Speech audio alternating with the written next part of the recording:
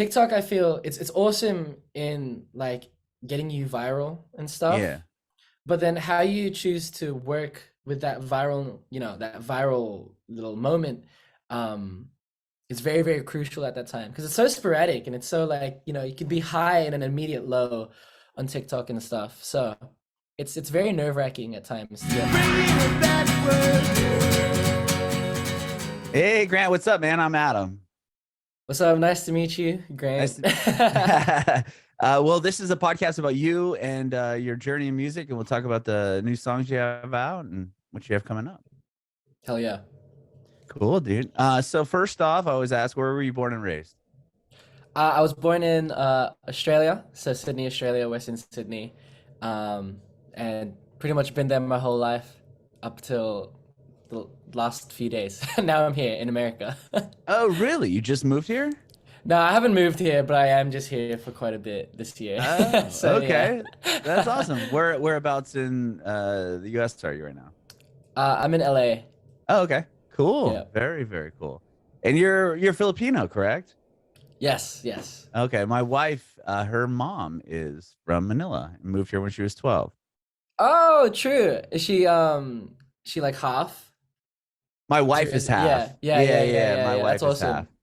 awesome. But we get all the good eats and the culture, which is great. And Have you her been down?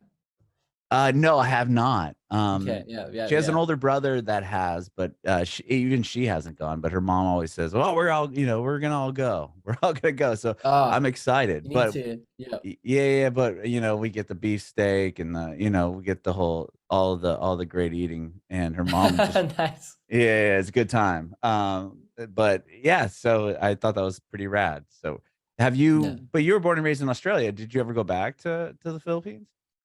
I went back a few times, but I think I'm well overdue my next visit. Last time I went was 2014, I think. Oh, okay. 2015.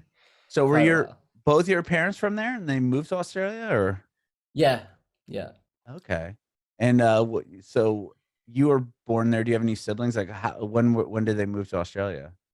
Yeah, my siblings were both born in Philippines as well. Okay. The age gap between us two is pretty gnarly. Like, it's from me to my eldest brother, it's like 12 years of a gap. Oh wow, okay. Yeah, yeah, yeah. So it's quite big in a way. Sure. Okay. So then they moved to Australia and you were born there. And what about a musical household? Do you come from a musical household at all? I'd say we definitely do appreciate music. Like, my brother, I think my brother was the first one to play guitar and like sing covers and stuff. And we all used to listen to like Usher and like Frank Ocean, Music Soul Child and stuff. And my dad used to listen to Bread and the Eagles and whatnot. Um, so I would say that music was definitely a part of our household, but we weren't like classically trained or anything. Yeah. Okay. And when It was did all you just like, start? yeah. Did you pick up guitar first? Was that your first instrument?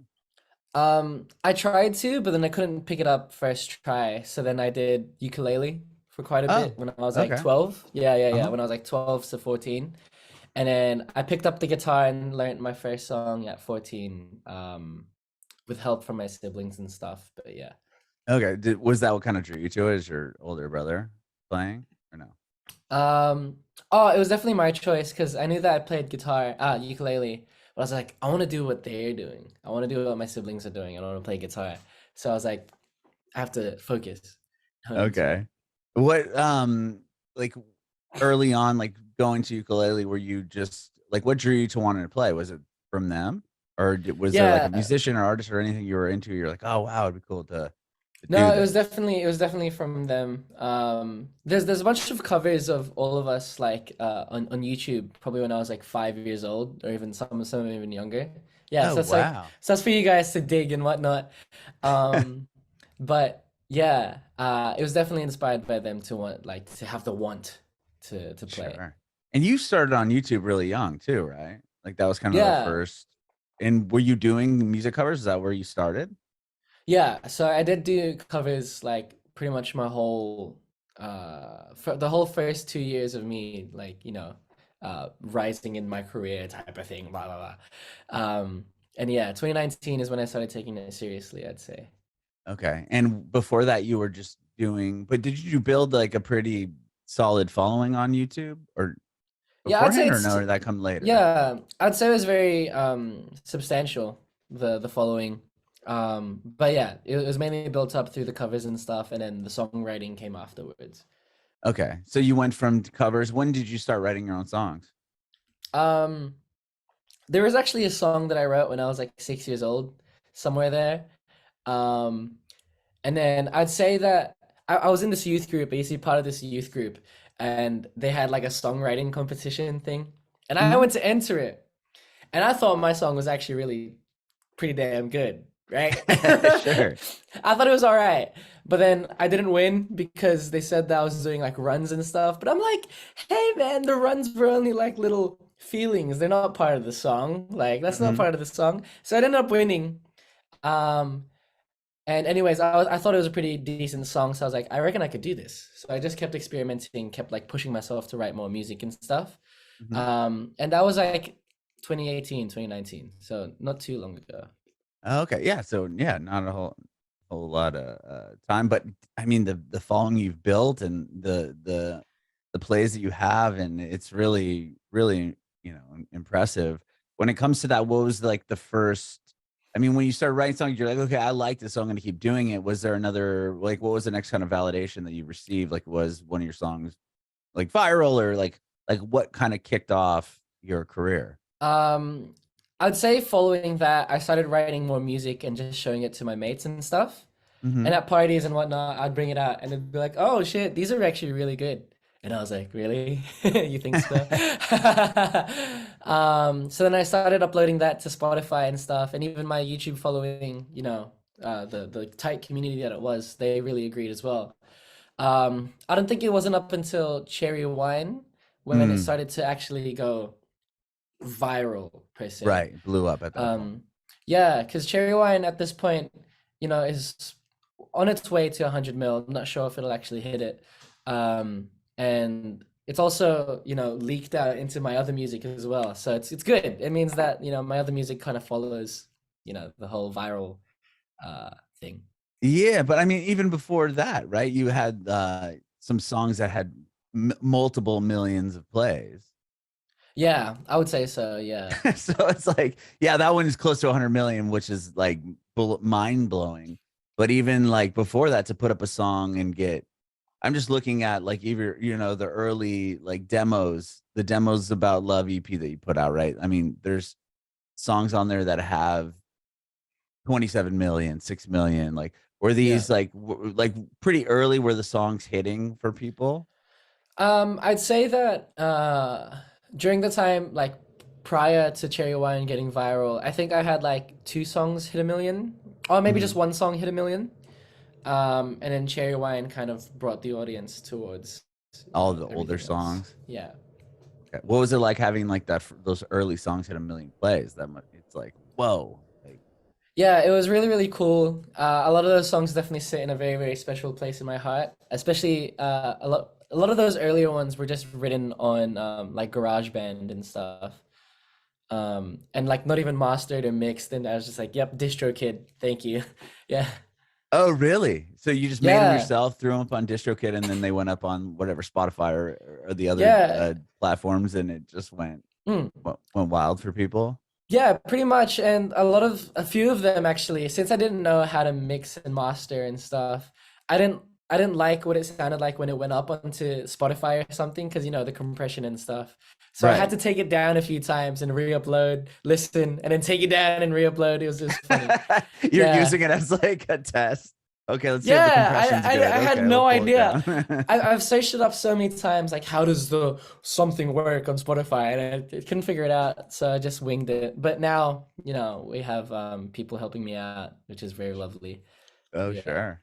That's funny, man. That's funny. And in the guitar that you have, or I was reading something about you have this guitar case, correct? That you, it's kind of a big deal to you. The guitar case, like the ones with the Yeah. drawings on them. Yeah. Yeah, yeah, yeah. Yeah, I love that. Cause I got gifted like a Fender guitar case that was like all black. And it was actually funny. My first ever festival, we were packing all the guitars away and I think the packer packed it into the wrong van. And when we were doing a recount of all the like our stuff, I saw a black case that was like the same material and stuff. So I was like, oh yeah, my guitar is in here.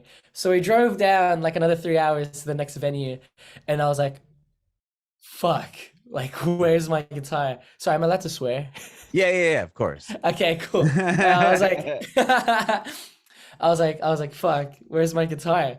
So we called the venue and stuff, and they're like, dude, we have no idea where it is. So it turns out when it got packed into another van, that band brought out the guitar, and they noticed it wasn't there, so they left it backstage on another like stage. Huh. Luckily, they're coming to the next venue as well, so they brought it out with them Oh, to that where was we nice were. of them, right? Yeah. So it's very, very lucky. Like the backstage people helped the stage hands. Um, so then after that, I was like, I'm gonna make it my mission to make my case distinct. So I painted it and drew shit on it. Yeah, made it Oh my own. wow. Yeah, because you're a great artist too. I mean, not only with your music, but you could draw really well, and you would what like hide. I saw something about like you'd hide sketches for make fans try to go find them. Yeah. I did that while I was in the UK. Yeah. That's crazy. Like, what was Thank that? you. Thank Yeah, you. what was the idea behind that? You're just like, oh, it'd be cool to like, do were fans like, hey, like, can you draw me something? Or was that kind of where it started? No, yeah, I guess it kind of started with the idea of just like it'd be cool to make my, the people that like my community and stuff go out and find shit, just like Yeah, I yeah. want to I want to go on like an Easter wild goose chase type thing, yeah. That's funny, man. That's a great idea though. And like, Yeah. how did you do it through social media, or is it like how are you cluing people to where these pictures were? Yeah, it was through I did like a short and like a TikTok video and stuff, just like going through the different locations and whatnot, videos of me putting it and hiding it where I am. And then Hmm. at that time as well, I'd post in random order on my stories of where these are.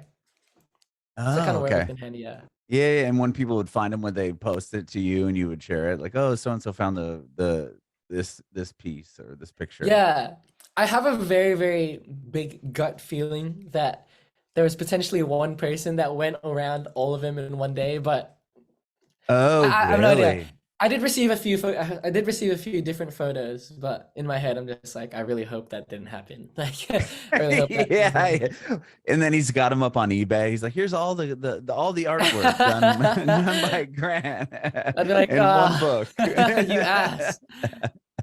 Oh wow. So okay, well tell me about you release Cherry Wine and it goes viral online. And what was that like? Like tell me the kind of the idea behind the song, because there's some cool stuff that you are even integrated in the song with your the way you do the like trumpet sounds and all these things, and then it becomes this big song. Like what was kind of the idea behind it originally, and then what was it like when it hit? So the song was written with one of my mates named like Dan Hennig. Mhm. So we're writing the song. We were writing a different song at the time over Zoom. And then I don't know, it was like an hour in and I was like, hey man, gotta be honest with you. This song sucks. I was like, let's try it. Let's try something else. So I just played like a chord progression that I was familiar with, and I was like, "Why you standing all by yourself? Those shoes are made for dancing with someone else." And I was like, "Whoa, that sounds cool." And I was like, "What do you think? Do you think that sounds cool?" And he was like, "Yeah, that sounds freaking hectic." Um, and then so the song was kind of birthed from there. It was like a miracle child type of thing. It was a prophecy from the skies. Uh-huh. Um, yeah, and from then on, I kind of just thought about, like movies from the 2000s, like or even shows like How I Met Your Mother and stuff. And I just wanted to hone in on that feeling. I just wanted it to be fun. I think during that time I hadn't used that trumpet sound. Like I haven't done that trumpet sound that I can do with my voice since I was maybe like 12 years old. So I was like, oh, I have this thing I can do. We can maybe like write a trumpet line for an actual trumpet to do. And I recorded it in, and people agreed that was like, it was like, oh, this sounds sick as it is. Maybe we can keep it as, as your voice, and that can be a whole thing. So we stuck to it, and now I guess it is kind of like a thing. So it's a good thing I learned that when I was 12. So because now I'm using it. Right. Yeah. Was it just Yeah. something you would do and like to like what mimic other songs? And then it became like, oh wow, he could actually do this pretty well. Yeah, because when I was a kid, I used to watch a bunch of like beatbox tutorial videos, and there's a Oh. bunch of them, and the trumpet was the only one I could actually like nail. Okay. Yeah, and I used to do the yeah, I used to try and emulate that, and yeah, my siblings were like, "Oh, that's pretty decent," so I stuck to it. That's why I forgot. Yeah, beatboxing was a big deal, a handful of years ago. Huge, Uh, yeah. My brother is still kind of like in love with that whole era of beatboxing as well. yeah, the big one was like the guy from the Roots was a huge beatbox. He was the first one I Really? remember that was like, oh damn. Was it Roselle? One of the guys was like a great beatboxer. Like, so if you hear like things fall apart and like some of those early records, like I think all Yeah, of that yeah. was done just on his with his voice. I might have to re-inspect. Yeah, it's crazy. Yeah, it's really Yeah. crazy. Like I think the song 100% Dundee, it's on that album. And he's like, yeah, he does it all with his voice. It's crazy. Nuts. Yeah, yeah. I'll have to properly have a look at that. Yeah, man. So like, okay, so that song goes, where does it start going viral? Is it on TikTok Um, I'd say or it was a mix YouTube? of places because I'd say that the people that found it on Spotify started sharing it. The people that found it through the music videos started sharing it as well. It all happened in one go, but there was a few viral TikToks that got me up there. There's this dude named Keanu on TikTok, not Keanu Reeves. I wish. Oh, that'd Imagine. be killer, Um, dude. yeah, there's this content creator that reshares like music that he thinks should have more listens, and he Uh-huh. reshared mine, and it became one of his bigger videos. And then from then on, I made a video that made it go like semi big as well, and some other people did. So it was a very collective effort. So for my next big song, I'm gonna ask all these people. No, I like when it happens organically. Yeah, it was very, very lovely to see that happen. Yeah, I've talked to other artists who've had those big viral moments, and like I always like compare it to maybe like a slot machine where you're like I would just be refresh like, Mm. oh my god, it's at this many million, oh my gosh, it's at this, it just gained another Yeah. 20,000. Like, was that something that you kind of got drawn to when it was happening, or was it more like an organic Um, build? yeah, it was very much an organic build. My feelings with TikTok and viral music kind of shifts every now and then because TikTok, I feel it's awesome in like getting you viral and Yeah. stuff. But then how you choose to work with that viral, that viral little moment, um, is very, very crucial at that time because it's so sporadic and it's so like, you could be high and an immediate low on TikTok and stuff. So it's very nerve-wracking at times to get viral. Yeah, so like a song like that, when it starts doing well, are you like, uh-oh, like I have to put another song out now? Like, how did you, or I should do something similar to Cherry Wine to keep the momentum? Like, where's your mindset? It's very mixed all the time. Even from the music that I've released right now, I probably only have like three full favorites that I personally like love myself. So I know that there's music in there that I don't personally like favor and stuff. So I'm really just all I'm really for making music. Like I'm not too bothered if it goes, if it doesn't go viral or not. Right. Um, I'm just hoping that I enjoy it and that other people will enjoy it as well. Um, yeah, I don't know. I'm really for just the creation process. Like if So I once if I you, really enjoy it, then it's good. oh, okay, because you said that what, there's only 3 or 4 that you really, really liked of your own songs? Yeah, Or, of my own songs, yeah, I'd say that there's three or four huge favorites. ah, okay. And then the rest of them, I guess it was just moments of like, yeah, I think this is cool and whatnot. And then, in my eyes, looking back into the stem of things, that's just like a stepping stone into developing my sound or my Sure. sounds. Yeah. Yeah, yeah. So once you put it out, it's almost like you're giving, are you giving it away to the fan base or to the to the world at Yeah, that point, and you're kind of like unattached from it at that moment? yeah, I'd say that I've treated it almost like a process diary, kind of Mm. showing my um ups and downs through music. I'd say like my little ebbs and flows and whatnot. Because you've probably seen if you ever search through my discography, a lot of the music kind of falls in different genres in a way. Yeah, yeah, no, Um, exactly. That you're not like you couldn't look at your songs and be like, oh, he's this artist, like this sound or yeah. There's a yeah, yeah, lot yeah. too. There's yeah, exactly. So in a way, I guess that's come from like me and the music that I listened to growing up. But in a way, it kind of screws me up because I don't know what to make sometimes. Um, so currently in my array of archived music, it has like one end in soul and the other end in like folk music, or Hmm. it's weird to kind of dangle that around. But hopefully when I do um, you know, music in the future, it'll, be more coherent and whatnot. But we'll see. Yeah, but I think that's cool that you have that range that you can Yeah. do this, folky style verse and then also more of a soul song. And you also do like you have that series on YouTube with you play those really mellow like sleep Mm. you kind of have those songs to put you to sleep. Yeah. I think I would say that is actually one of the key elements to me going bigger on YouTube as well. The singing to Okay. sleep stuff. Yeah. I'm overdue that as well. I need to make a video on that soon. And was that like where did that idea and that concept come from? Um, I actually borrowed it from another YouTube creator named Elena Castillo. Hmm.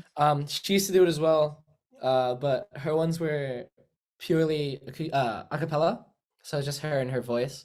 And I was like, oh, I feel like I want to try this, but with a guitar to add like my element to it. Hmm. And I did it, and then it went pretty well. So It went thank pretty you, well. thank you, Elena. So you just can yeah, you just carried on with it. You said you wanted to do it again. You haven't done it in a while. Yeah, I'd say it probably has been over a year since my last Sing It to Sleep. Hmm. Um, I should do it. I feel like I should do it, and it would be okay even with a more janky setup. Let's say if I were to just do it purely from laptop audio, it could be like falling asleep on a call type of thing. Oh You yeah. know, you know? And Yeah. how do you choose the songs? Yeah, I think that's where I have it difficult now. Because before there used to be so many songs that I was into, and that I would enjoy like making covers for. I think like Uh-huh. nowadays I've just enjoyed listening rather than trying to sing it as well. I've just been focusing on singing my music, so I need to break out of the habit of listening and start playing as well. Sure. I mean, it sounds like you have, I mean, you started doing this not a whole lot of time ago, right? I mean, a few years at this point. And you've got like you have a sold out tour. You've millions of listeners on Spotify. Like to have this kind of happen the way it has and not and fairly quickly, right? I mean, in a Mm. certain sense, was that something that was hard to kind of grasp? Like it went from, okay, I was doing YouTube covers, started putting out my own music, and then it just Mm. really kind of skyrocketed. And if you look at like the longevity of it, right? Like Mm. from 21 or from when you did it to now, like um I like with having to adapt and like tour and like have all these sold out shows, was that something that was hard? I'd say the hardest thing about that, and the hardest thing to learn from that was just to leave home. Because I Uh, still live with, with mom and dad and stuff. I'm still the baby. oh, Um, okay. so having to be out of the house was kind of the hardest bit, and like leaving my girlfriend and stuff. I do want to bring them and her like eventually, and my mates and stuff when, when money is like booming. But I'd say that the performing aspect was just fun to me. Like, Okay. I think what I did on YouTube was very, very much similar to how I am on stage. Like, I used to Twitch stream and stuff and whatnot. And I think my awkward performance nature kind of translated well onto stage as well, because it's kind of like awkward comedy type in a way. Mhm. Like I'm aware of my awkwardness and I know how to use it to like speak to the audience. And Yeah, honestly, performing live was really, really fun. I think that's like you can't top that. And it's exactly the same as performing on internet, except the comments are real reactions. Um, Okay. So it wasn't as big of a deal to go, because some people would either say like, oh, they don't, especially when COVID, right? Like it was people that were so used to performing to at venues to people in person, then having to go, okay, this is crazy. Like getting on this phone and trying to play to the phone or the computer. But you kind of started there and then translated that into more of a live thing. yeah, yeah. You feel it was pretty easy to switch instead of being more in your own element to now you're on a stage in front of people.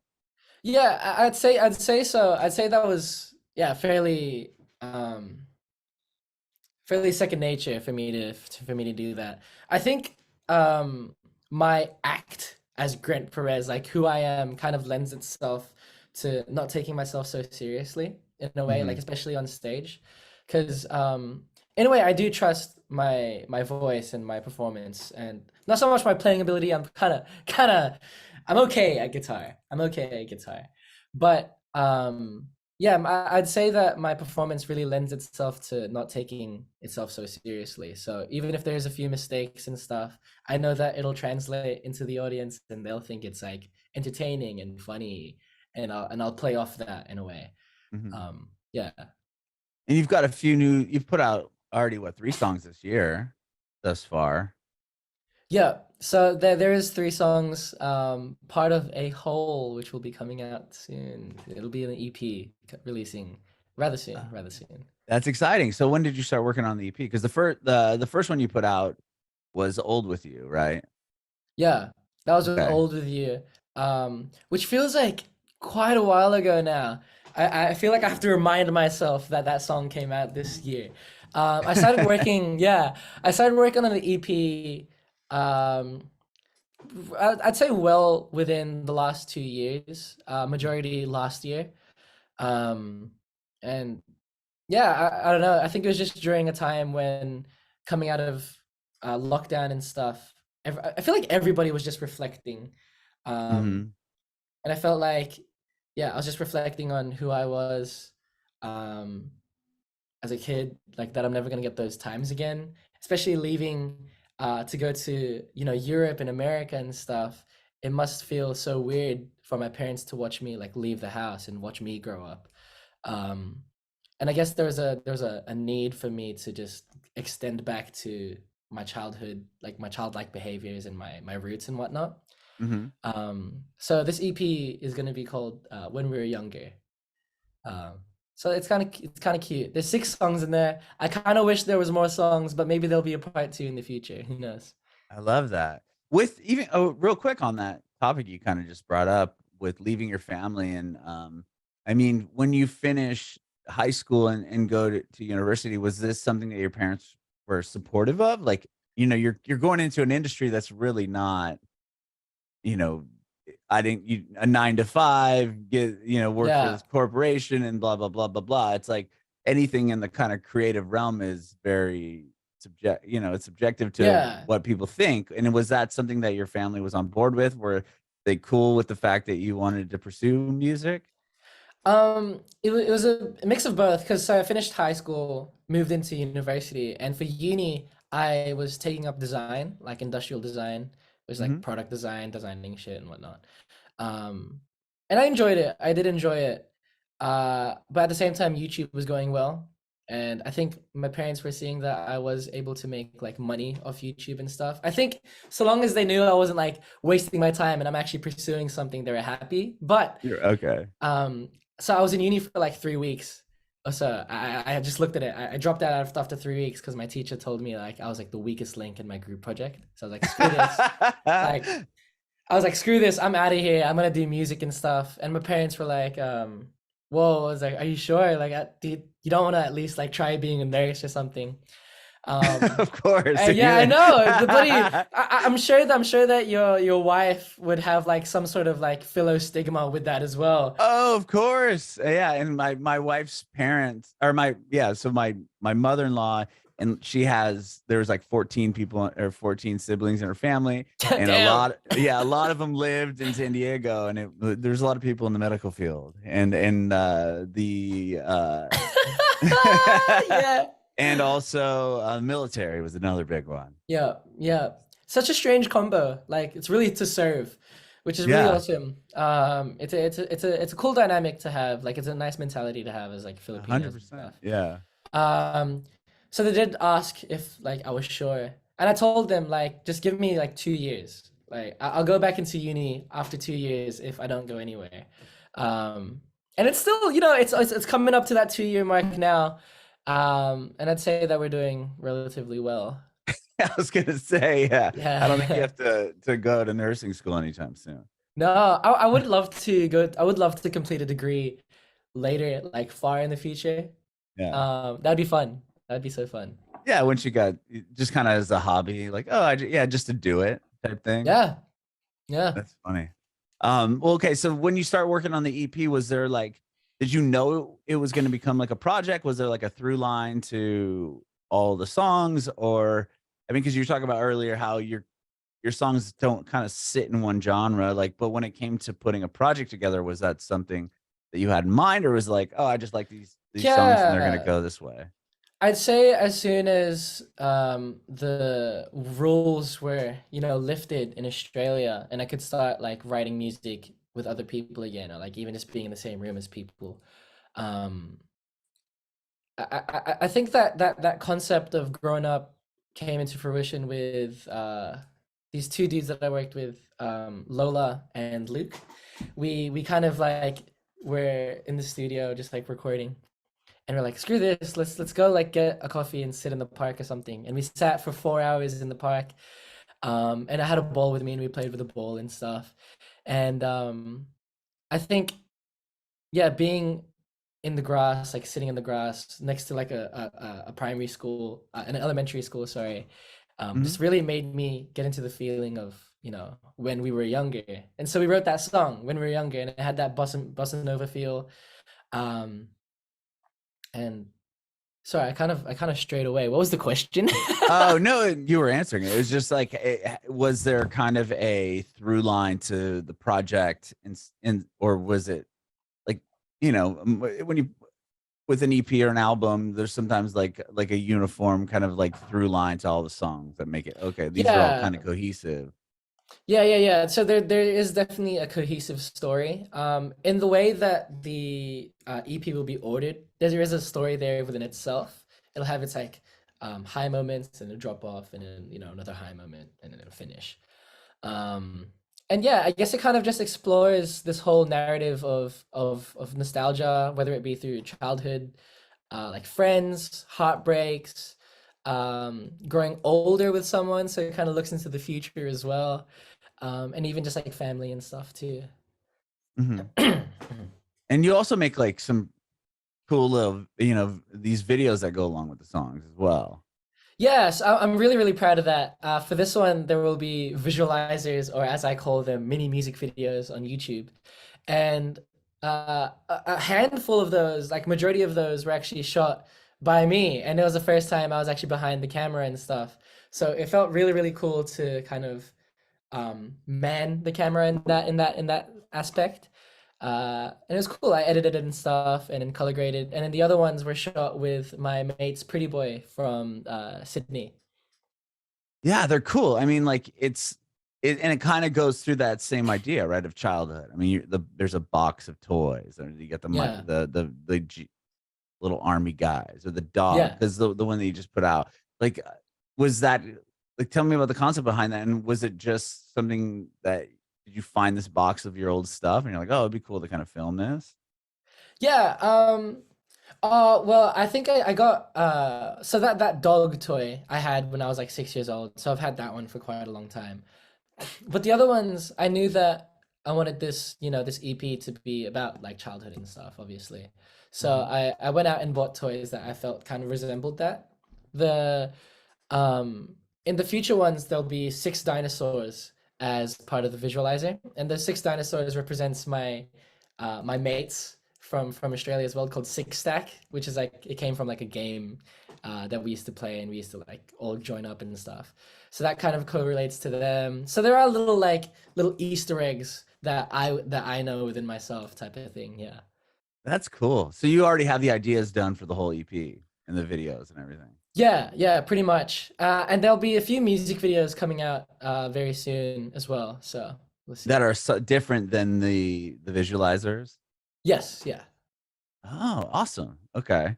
And were those concepts just totally different than this? You know, you have these little mini videos that you've made that are going to kind of go along and tell this one story, but the music videos are what? They're all kind of independent, or they will be, or like. Yeah, I'd say that they kind of run independent. It kind of looks at bigger picture. I guess it's like outside of the world of me and just into like the general public, which makes it more like accessible and whatnot. So there'll be a music video for When the Day Is Done, which is the song that just dropped at the head of this week.